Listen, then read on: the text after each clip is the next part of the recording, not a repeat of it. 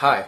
As you have seen in all my videos, I never attack Muhammad. I simply read Islamic sources and then ask Muslims questions. So with that brief reminder, let's begin.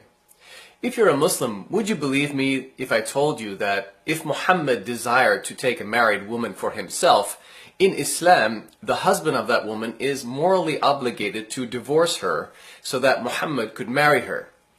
Muhammad basically has the right to marry any woman he wants belonging to any man. Actually, let me test your Islamic faith. Put yourself in the following scenario. Let's say Muhammad comes to visit you at your house, but you're not home. Muhammad knocks on the door and your beautiful wife answers him. Later, you find out Muhammad wants to marry your wife. Would you agree with this decision of Muhammad? Would you give up your wife to fulfill the desire of your prophet? Remember, this is a test of your faith, so please be honest. The Quran, chapter 4, verse 65 says, فَلَا وَرَبِّكَ لَا يُؤْمِنُونَ حَتَّى يُحَكِّمُوكَ فِي مَا شَجَرَ بَيْنَهُمْ ثُمَّ لَا يَجِدُوا فِي أَنفُسِهِمْ حَرَجًا مِمَّا قَضَيْتَ وَيُسَلِّمُوا تَسْلِيمًا. I would say the majority of you Muslims watching this video have failed this faith test and have become disbelievers because you would not give up your wife to Muhammad.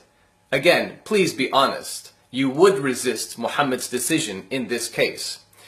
Now, some of you might be saying this is ridiculous. This kind of faith test has no historical basis in the teachings of Islam.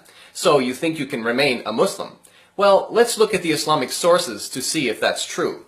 It is historically known that Muhammad had an adopted son named Zayd bin Haritha, who was also known as Zayd bin Muhammad, meaning Zayd, the son of Muhammad. In the History of At-Tabari, volume 8, page 2, we read about a very troubling event. Basically, Muhammad went to visit Zayd, but Zayd was not home. Muhammad went to the door and saw Zayd's beautiful wife, Zainab, inside wearing very little clothing. Muhammad then secretly liked Zayd's wife and wanted to marry her. Zayd offered to leave her for Muhammad, but Muhammad told him to keep his wife. On page 4, we read a shorter version of the story. The messenger of God, meaning Muhammad, had married Zayd bin Haritha to Zainab bint Jahsh, his paternal aunt's daughter. One day, the messenger of God went out looking for Zayd.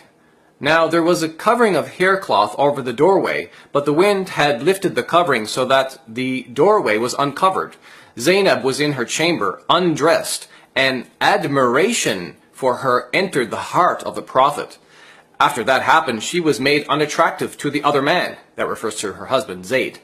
So he came and said, "Messenger of God, I want to separate myself from my companion." Muhammad asked, "What is wrong? Has anything on her part disquieted you?" "No, by God," replied Zayd, "nothing she has done has disquieted me, Messenger of God, nor have I seen anything but good." The Messenger of God said to him, "Keep your wife to yourself and fear God." That is the meaning of the word of God. And when you said unto him, on whom God has conferred favor, and you have conferred favor, keep your wife to yourself and fear God, and you did hide in your mind that which God was to bring to light. You did hide in your mind the thought that if he separates himself from her, I will marry her. Now, like any father wanting to marry his adopted son's wife, Muhammad naturally would have been worried about the gossip of the people. So he claimed to receive a revelation, Quran chapter 33, verse 37, to justify the marriage. It says, first quoting the Arabic, وَإِذْ تَقُولُ لِلَّذِي أَنْعَمَ اللَّهُ عَلَيْهِ وَأَنْعَمْتَ عَلَيْهِ أَمْسِكْ عَلَيْكَ زَوْجَكَ وَاتَّقِ اللَّهَ وَتُخْفِي فِي نَفْسِكَ مَا اللَّهُ مُبْدِيهِ وَتَخْشَى النَّاسَ وَاللَّهُ أَحَقُّ أَنْ تَخْشَاهُ فَلَمَّا قَضَى زَيْدٌ مِنْهَا وَطَرًا زَوَّجْنَاكَهَا لِكَيْ لَا يَكُونُ عَلَى الْمُؤْمِنِينَ حرج في أزواج أدعيائهم إذا قضوا منهن وطرا وكان أمر الله مفعولا. But wait, Muhammad's convenient revelation didn't stop the people from criticizing him for marrying Zainab. So he claimed to receive yet another revelation, this time Quran chapter 33 verses 4 to 5, which basically says adopted sons are not real sons.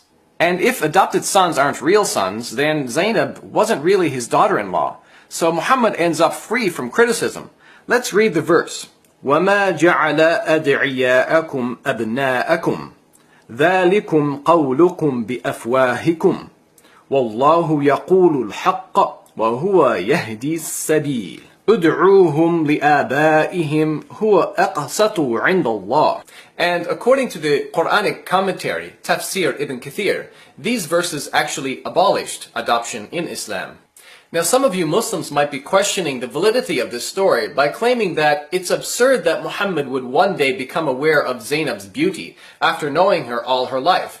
And if Zainab's beauty is the reason for Muhammad marrying her, then he would have married her himself in the first place, rather than arranging her marriage to Zayd. Well, my answer is yes, Muhammad would have seen Zainab before, but he would not have seen how her body was sexually attractive until he saw her alone in her house, in very little clothing, in the absence of Zayd. This would have been the first time Muhammad saw her in that way. Now, here are my questions for Muslims. Question number 1. Why did Muhammad speak loud enough for Zainab to hear him? Did he want her to know he was sexually attracted to her? Muhammad's audible words destroyed Zayd's marriage. Maybe Zayd could have kept his wife if Muhammad had remained silent. Question number 2. Think about this for a minute. In Quran chapter 33 verse 37, Allah desperately wants people to know it's okay to marry the divorced wives of adopted sons. To prove this, Allah has Muhammad marry Zainab.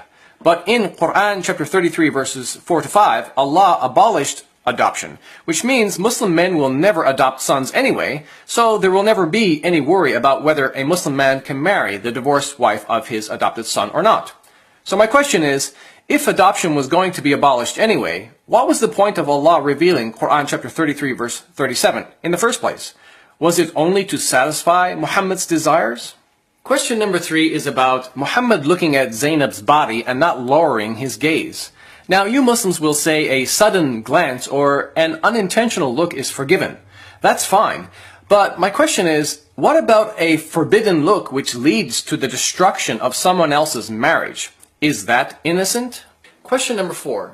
Remember, Quran chapter 33 verse 37 has Muhammad telling Zayd, keep your wife and fear Allah.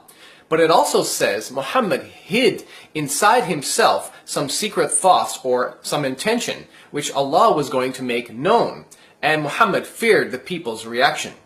Another official Quranic commentary, Tafsirul Jalalain, comments on this verse saying, quote, but you, Muhammad, had hidden in your heart what God was to disclose, what he was to manifest of your love for her, and of the fact that, should Zayd part with her, you would marry her, and you feared people would say, he has married his son's wife. So my fourth question is, don't you see any problem in Muhammad wanting to marry another man's wife?